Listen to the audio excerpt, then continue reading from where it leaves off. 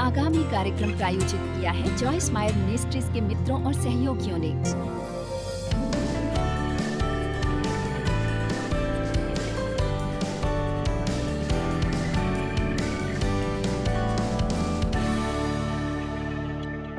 Joyce का लक्ष्य स्पष्ट है, परमेश्वर के वचन को व्यवहारिक तरीके से सीखना ताकि आप ज्ञान प्राप्त कर सकें और उसे अपने जीवन में लागू कर सकें। और अब उसकी धारणा है कि वो आपको और ज्यादा दे।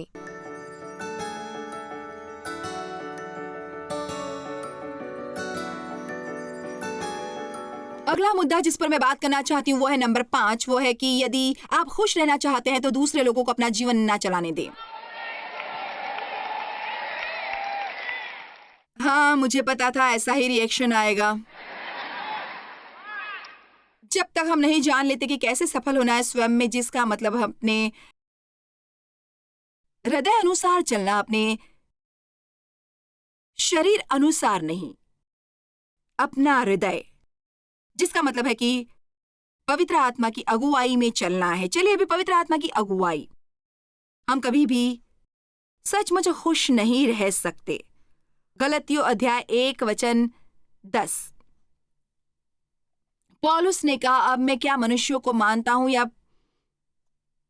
परमेश्वर को, क्या मनुष्यों को प्रसन्न करना चाहता हूं? यदि मैं अब तक मनुष्यों को ही प्रसन्न करता रहता तो मसीह का दास नहीं होता। पौलुस ने कहा, मैं ये पूरा अवसर खो देता मसीह का प्रेरित बनने के लिए। और मैं इसी वक्त आपको बता देती हूं, यदि मैं कोशिश करती रहती लोगों को खुश रखने की तो निश्चय ही आज इस मिनिस्ट्री में खड़ी नहीं होती। मैं अद्भुत तरीके से ये बात कह रही हूं। स्वयं को किस बारे में धोखा देते हैं हम, और हम किस बारे में दूसरों को धोखा देते हैं, क्योंकि परमेश्वर ने केवल आपके लिए ही कुछ नहीं रखा जो आपको परिपूर्ण करेगा, पर वो आपका इस्तेमाल करना चाहते हैं कि वे किसी और को भी कुछ पहुंचा सकें। शायद मैं गलत नहीं होंगी यदि मैं ये कहूंगी, बहुत से लोग, ज्यादा लोग अपनी किस्मत की संपूर्णता मिस कर देते हैं, क्योंकि एक बात जिसके जरिए आप सुनिश्चित हो सकते हैं कि शत्रु आपके विरुद्ध जो लाएगा वो है नकारे जाने का भय। यदि आप पूरी तरह परमेश्वर के पीछे चलने की हिम्मत करते हैं। आमीन। चलिए दानियल अध्याय 3 देखें। अब आप तैयार हैं सुनने को? जब आप आवाज सुनेंगे तुरही, नरसिंगे और वीणा की, बाकी के वो सारे वाद्य यंत्र जैसे बैकपाइप्स और हर तरह का संगीत, यदि आप गिरने को तैयार हैं और उस मूर्ति की आराधना करें जो मैंने बनाई है, और यदि आप उपासना नहीं करते तो आपको तुरंत धधकती हुई भट्टी में झोंक दिया जाता है। और कौन वो परमेश्वर है जो तुम्हें बचा सकता है? दानियल और उसके दोस्त शद्रक, मेशक और अबेदनेगो को राजा की सेवा में बुलाया गया था। वे वहां नहीं रहना चाहते थे, पर उनको उनकी सेवा के लिए लाया गया था। और इसके दौरान वे अभी भी पक्का निश्चय किए थे कि वे परमेश्वरीय मनुष्यों की तरह व्यवहार करेंगे। अब मेरे लिए ये एक बढ़िया उदाहरण है उसका जहां हम इस वक्त हैं, पर मुझे यकीन है जहां दूसरे लोग भी होंगे। हर पीढ़ी में मैं आपको कुछ बताना चाहूंगी कि मसीहियों को यातना दी जा रही है।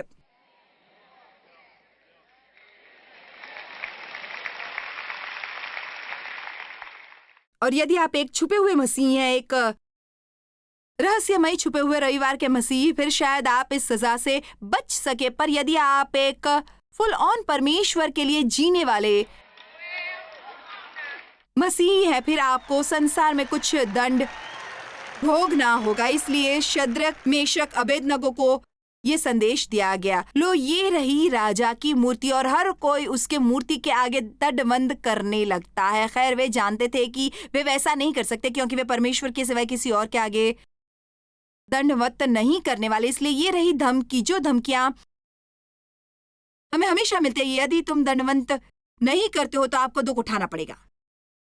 इस घटना के दौरान कि हम धधकती भट्टी में झोंकी दिए जाने वाले हैं, हमारे लिए हर बार ऐसा होता है कि तुम ग्रुप से बाहर निकाल दिए जाओगे, हम आपको पसंद नहीं करेंगे, हम तुम्हारे बारे में चुगली करेंगे, ब्ला ब्ला ब्ला ब्ला ब्ला ब्ला, यही ब्ला ब्ला ब्ला ब्ला ब्ला आप में से कितने ही जानते हैं? All right. Number 16, Shadrach. वचन 16, शद्रक, मेशक और अबेदनगो ने राजा से कहा, हे नबूकदनेस्सर, इस विषय में तुझे उत्तर देने का हमें कुछ प्रयोजन नहीं जान पड़ता। दूसरे शब्दों में ये इतना मूर्खतापूर्ण है कि मैं इसका जवाब नहीं देने वाला। हमारा परमेश्वर जिसकी हम उपासना करते हैं हमको उस धधकते हुए भट्टे की आग से बचाने की शक्ति रखता है। वरन हे राजा, वो हमें तेरे हाथ से भी हमें छुड़ा सकता है। और उसका ये मतलब नहीं था कि यदि वो सक्षम, यदि वे इसके योग्य हैं, पर इसका असली मतलब यह है कि यदि ये ही सबसे सर्वोत्तम चीज है, यदि यही परमेश्वर करना चाहते हैं तो हमें छुड़ाएंगे, परंतु यदि नहीं तो हे राजा, तुझे मालूम है कि हम लोग तेरे देवता की उपासना नहीं करेंगे और ना तेरी खड़ी कराई हुई सोने की मूरत को दंडवत करेंगे। तब नबूकदनेस्सर झुंझला उठा और उसके चेहरे का रंग शद्रक, मेशक और अबेदनगो के प्रति बदल गया। क्या कभी आपको किसी ने ऐसी नफरत की नजर से देखा है?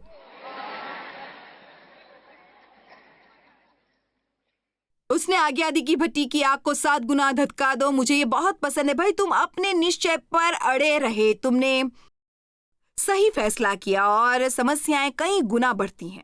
फिर अपनी सेना के कई एक बलवान पुरुषों को उसने आज्ञा दी कि शद्रक, मेशक, अबेदनगो को बांधकर धधकते हुए भट्टी में डाल दो। अब मैं चाहती हूं कि आप ध्यान से देखें। तब से वे पुरुष अपने मोजों, अंगरखों, बागों और अन्य वस्त्रों सहित बांधकर उस धधकते हुए भट्टे में डाल दिए गए। वो भट्टा तो राजा की दृढ़ आज्ञा होने के कारण अत्यंत धधकाया गया। इस कारण जिन पुरुषों ने शद्रक, मेशक, अबेदनगो को उठाया था वो ही आग से जल मरे। और उसी धधकते हुए भट्टे के बीच ये तीनों पुरुष शद्रक, मेशक, अबेदनगो बंधे हुए फेंक दिए गए।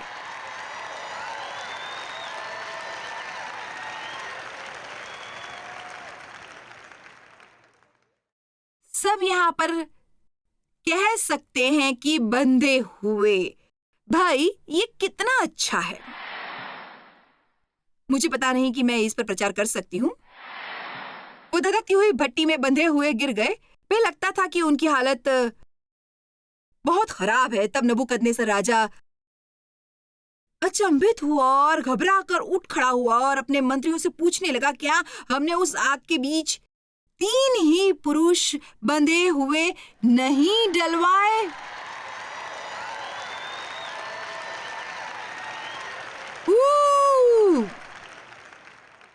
और उन्होंने राजा को उत्तर दिया, हाँ राजा, सच बात है। वचन 25, फिर उसने कहा, अब मैं देखता हूँ कि 4 पुरुष आपके बीच। अब ये रही असली बात। रुकिए रुकिए रुकिए, तुम बहुत पहले हो। मैं 4 आदमी खुले देखता हूँ।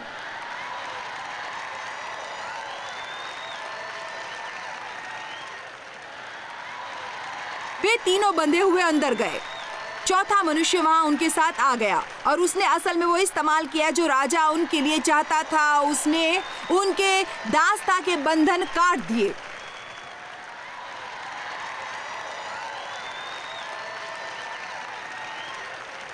उनके जीवन के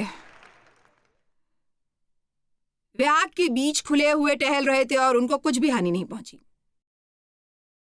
वचन 26, फिर नबूकदनेस्सर उस धधकते हुए भट्टे के आग के पास जाकर कहने लगा, हे शद्रक, मेशक और अबेदनगो, हे परम प्रधान के दासों, निकल कर यहाँ आओ। ओ, क्या संदेश है।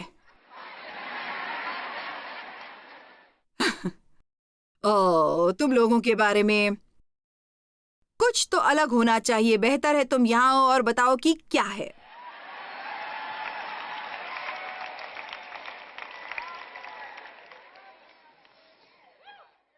ये सुनकर शद्रक, मेशक और अबेदनगो आग के बीच से निकल आए। और तब अधिपति, हाकिम, गवर्नर और राजा के मंत्रियों ने जो इकट्ठे हुए थे उन पुरुषों की ओर देखा।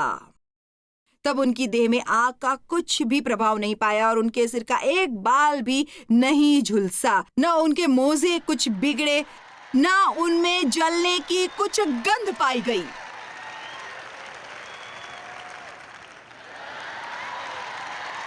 उनमें धुएं की बू भी नहीं आ रही थी। आमीन, हालेलुया।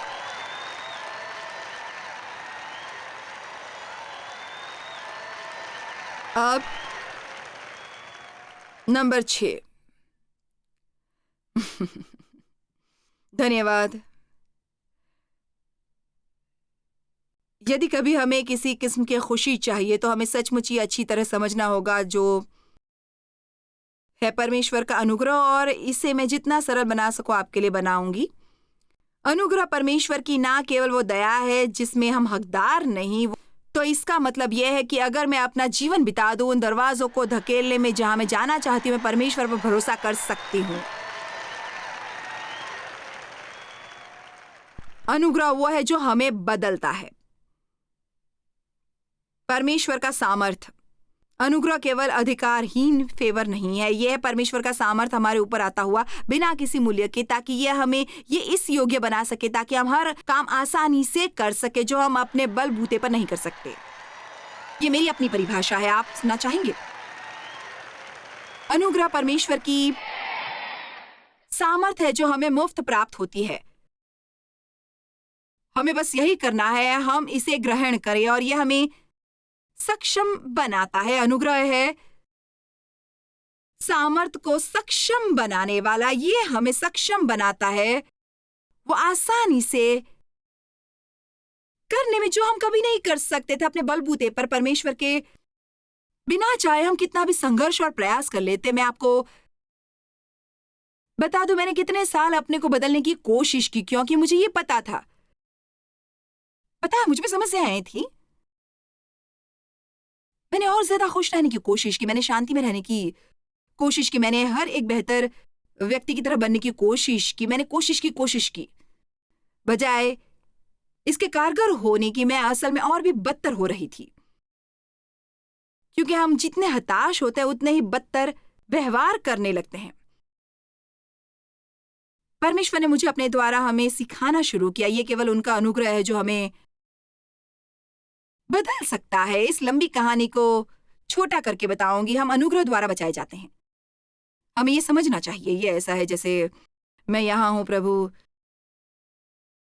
मैंने सब कुछ किया, यदि आप मेरी मदद ना करते तो बस कुछ भी नहीं कर सकते, और हम पाते हैं हम पर उद्धार नहीं पाते। मुझे ये टर्मिनोलॉजी पसंद है, कितने उद्धार पाए। हमें 1200 लोग मिले जिन्होंने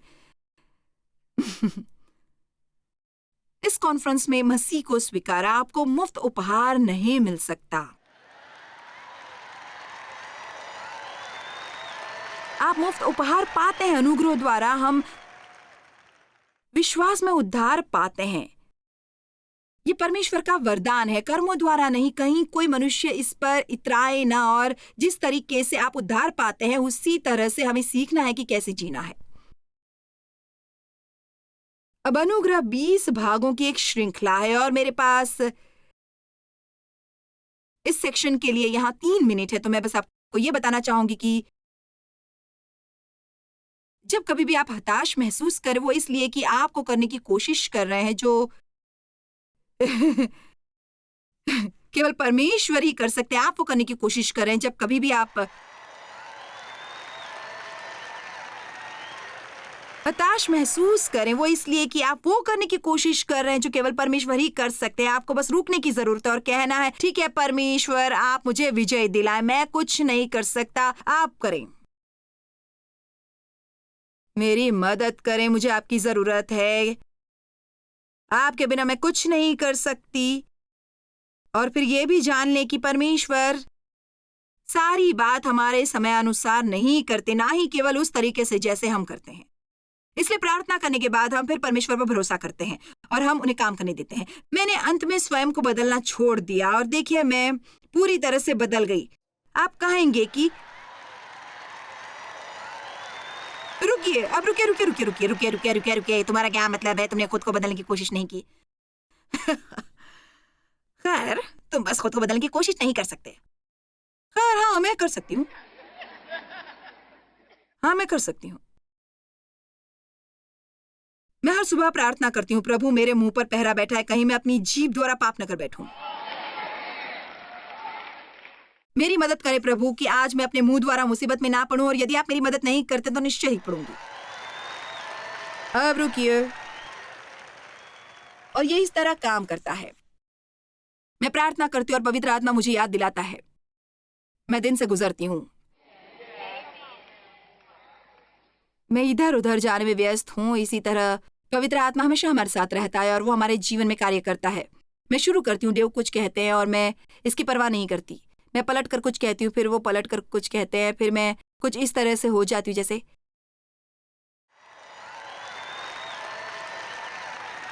कितनी बारों के देखिए, आप समझ गए। पता है, अब पता है, शायद आप उस मुकाम पर नहीं जहां हम हैं और आप कहते हैं ये क्या बात कर रही है, आपको ये समझ आया। खैर, पवित्र आत्मा हमारे अंदर रहता है और बाइबल में लिखा है रोमियो 7:6 में कि हम अब और व्यवस्था द्वारा नहीं रहते, हम इन कायदे कानूनों द्वारा नहीं चलते कि हमें कैसे व्यवहार करना है ताकि परमेश्वर हमसे प्रेम करे, पर अब हम पवित्र आत्मा के निर्देशों द्वारा जीते हैं। इसलिए सच्चाई यह है कि यदि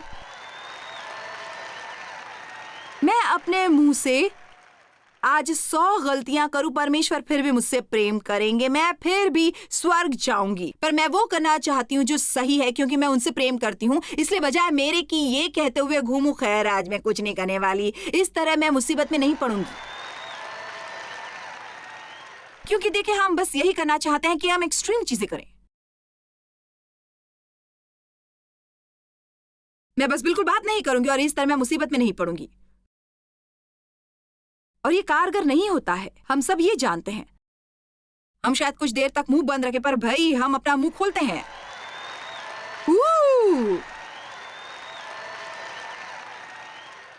बजाय ये कहने के भाई आज मैं ये नहीं कर सकती, मैं ये नहीं कर सकती, मैं ये नहीं कर सकती, मैं नहीं कर सकती, और बेहतर मैं ऐसा ना करूं।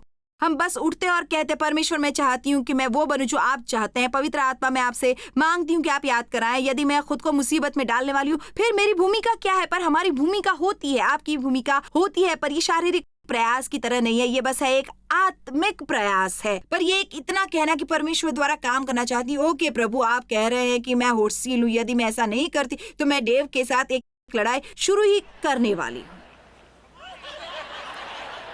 क्या आपको ये समझ नहीं आया?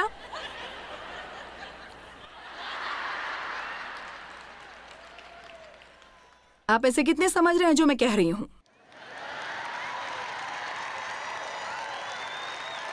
अब 2 बातें शीघ्र जो मेरे हृदय में थी। सबसे पहले मैं चाहती हूं कि 1 कुरिन्थियों 15:10 प्रेरित पौलुस कहता है, परंतु जो कुछ भी मैं हूं परमेश्वर के अनुग्रह से हूं, उसका अनुग्रह जो मुझ पर हुआ वो व्यर्थ नहीं हुआ, परंतु मैंने उन सब से बढ़कर परिश्रम भी किया जो भी वो मेरी ओर से नहीं हुआ, परंतु परमेश्वर के अनुग्रह से जो मुझ पर था। अब मेरा मतलब है, शुरुआत में ये थोड़ा उलझन भरा लगे, पर पौलुस कह रहा है, देखो मैं जो हूं वो हूं परमेश्वर के अनुग्रह द्वारा। पर जब परमेश्वर ने मुझे अपना अनुग्रह दिया, मैंने इसे व्यर्थ गंवाने के लिए नहीं लिया। मैंने पवित्र आत्मा का वो सामर्थ्य ग्रहण किया और मैंने उसका उपयोग वो चीजें करने के लिए किया जो परमेश्वर चाहते थे कि मैं करूं। अब पौलुस, अब यहां मैं हूं, मैं एक सफल प्रेरित हूं, पर मैं आपको याद कराना चाहूंगी कि ये केवल परमेश्वर के अनुग्रह द्वारा ही हुआ। और आज मैं आपको बता सकती हूं, मेरा मतलब ईमानदारी से, जब मैं यहाँ ऊपर आती हूँ और प्रचार करती हूँ, और मैंने अब ये 40 वर्षों तक किया है, पर जब मैं यहाँ ऊपर आती हूँ, शायद इसका कोई तुक ना बनता हो, पर ये ऐसे है, मैं हूं कि क्योंकि आप देखें, जब अनुग्रह, सामर्थ और परमेश्वर का अभिषेक आप पर आता है बाइबल में लिखा है कि आपको एक अलग ही पुरुष या महिला बना देता है। हम परमेश्वर के अनुग्रह से चीजें कर सकते हैं जो हम किसी और तरीके से नहीं कर सकते। पर मैं आपको ये भी बताना चाहूंगी कि जब मैं यहाँ ऊपर आती हूँ, मैं स्वयं पर निर्भर नहीं होती। अब मैंने काम किया है, पर उसमें भी मुझे परमेश्वर का अनुग्रह चाहिए कि मैं ऐसे करती रहूं। मैं इसे 40 साल से करती रही हूं। शायद ये आपकी पहली कॉन्फ्रेंस हो, ये मेरा पहला रोडियो नहीं है। आमीन। मैं बस इसे करते रहना चाहती हूँ, बस तरोताजा रहने के लिए, बस एक उपदेश देने के लिए, बस एक और होटल में रहने के लिए। मुझे चाहिए अनुग्रह, अनुग्रह, अनुग्रह, अनुग्रह और अनुग्रह। इसलिए आपको परमेश्वर पर निर्भर रहना पड़ता है। पूरे प्रकरण में आप अपनी नौकरियों पर बड़बड़ाना छोड़ सकते हैं यदि आप परमेश्वर के अनुग्रह पर निर्भर रहे जब आप वहां होते हैं।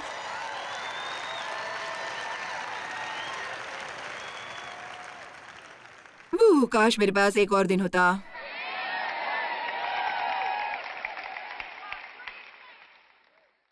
और 2 कुरिन्थियों अध्याय 12 वचन 7 से 9 में मैं वहां जाने के लिए समय नहीं लूंगी, पर मैं आपको कुछ बताना चाहूंगी। यदि आप एक कठिन परिस्थिति में हैं, आपके पास एक समस्याग्रस्त बच्चा है, पालन पोषण के लिए आप एक कठिन रिश्ते में, आप किसी के साथ एक रिश्ते में है जिससे रिश्ता निभाना सचमुच बहुत ही कठिन हो रहा है। क्या कोई आप एक ऐसे रिश्ते में जहां आपको माता पिता की देखभाल करनी पड़ रही है और चाहे आप कुछ भी करें उन्हें ये पसंद नहीं आता। हाँ, अब मैं चाहती हूँ कि आप मेरी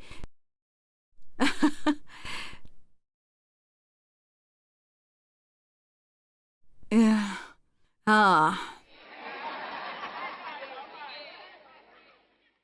आप मेरी बात सुने। कोई भी मुकाम जहां परमेश्वर ने आपको ला खड़ा किया है, वो आपको इसके लिए अनुग्रह देंगे। रुकिए रुकिए रुकिए रुकिए कि आप वहां रहें, कि जब तक आप वहां हैं खुश रहें।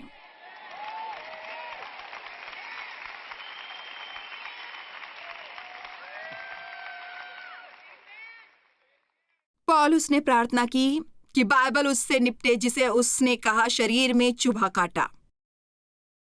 3 बार उसने प्रभु को पुकारा और प्रभु ने कहा मैं इसे नहीं निकालूंगा, मेरा अनुग्रह ही इसके लिए काफी है।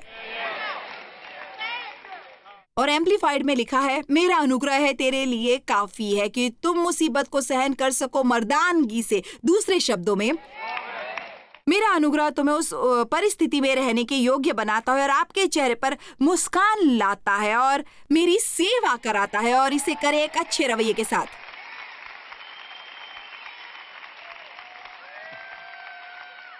पर आपको अनुग्रह प्राप्त नहीं होता यदि आपको सब कुछ मिल जाए। ओ, मुझे उस बेकार से नौकरी में दोबारा जाना पड़ेगा और इस बेकार ट्रैफिक में पड़ना पड़ेगा, मैं काफी पैसा नहीं कमाता, मुझे इससे नफरत है, इस नौकरी से नफरत है। आप अनुग्रह पाना भूल जाएंगे यदि ये सब चल रहा है। पर आप उठिए और कहे प्रभु इस समय आप मुझे इस मुकाम पर लाए हैं और मैं आप पर भरोसा करता हूं क्योंकि आप यहां मुझसे निपट रहे हैं और कहीं और मुझे डालेंगे। पर इस दौरान मैं वहां जाऊंगी आपके अनुग्रह के साथ, अपने चेहरे पर मुस्कान रखकर मैं आपको प्रतिनिधित्व करूंगी और मैं आपकी महिमा करूंगी। आमीन। यही अनुग्रह है। अनुग्रह बस यूं ही नहीं लटका रहता कि मेरी बेवकूफियों को क्षमा करें, वो ये भी करता है, पर अनुग्रह मुझे सक्षम बनाता है। और मैं एक और पॉइंट पर आना चाहूंगी, नंबर 7।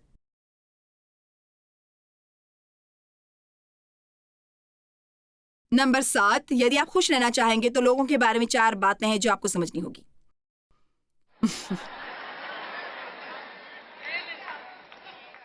नंबर 1, हमें उनकी जरूरत है, हम उनके बिना नहीं रह सकते। और परमेश्वर ने ये किया, वो हमें इस स्थिति में लाए जहां हम में से किसी के पास सब कुछ नहीं है, उनसे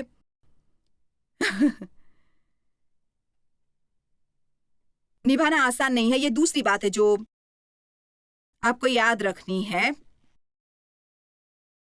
नंबर 3, ज्यादातर लोग जिनसे हमारा पाला पड़ता है वो हमारी तरह नहीं है।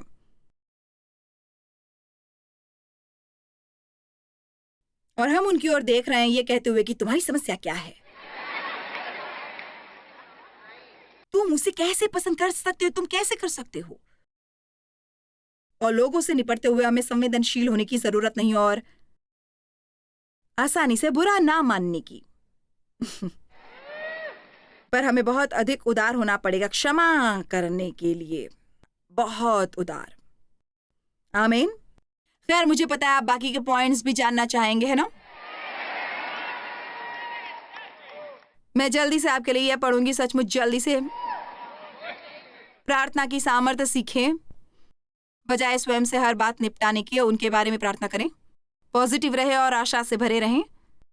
धन्यवादी हो, आज्ञाकारी हूं और खुश रहने का फैसला करें।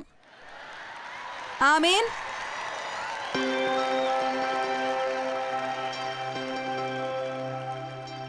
शायद 3 कुंजियां जो खुशी की हैं वो हैं आभार, आशा और ये सीखना कि हर स्थिति में सकारात्मक रहना है। पता है, ये बातें एक सुखी जीवन उत्पन्न करने में बहुत योगदान दे सकती हैं। व्यक्तिगत तौर पर ये मेरे लिए प्रकाश थी और इसने सचमुच मेरे रवैये को बदलने में काफी मदद की। मैं जानती हूँ आप सचमुच खुश होना चाहते हैं। कौन खुश होना नहीं चाहता? हम सब कुछ चाहते हैं और वचन ऐसा करने में आपकी मदद करता है। यह आपके स्थिर रहने में मदद करता है। तो निवेश कीजिए परमेश्वर के वचन में और इसे अपने जीवन को समृद्ध बनाने में और आपको और ज्यादा खुशमसीह बनाने में उससे जो आप हैं। परमेश्वर आपको आशीष दे। जॉयस मायर मिनिस्ट्रीज में आप हमारे लिए बहुत ही कीमती हैं, जितना कि आप जानते हैं। हम आपकी सराहना करते हैं और इस सेविकाई को दुनिया भर में संभव बनाने के लिए हम अपने दोस्तों और सहभागियों को धन्यवाद देते हैं। हम साथ मिलकर भूखों को खाना खिलाते हैं, गरीबों को कपड़े देते हैं और कई देशों में सुसमाचार बांटते हैं।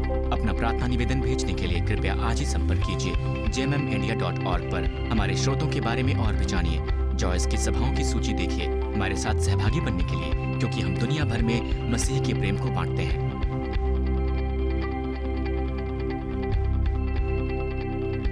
इसका खर्च उठाया है जॉयस मायर मिनिस्ट्रीज के मित्रों और सहयोगियों ने।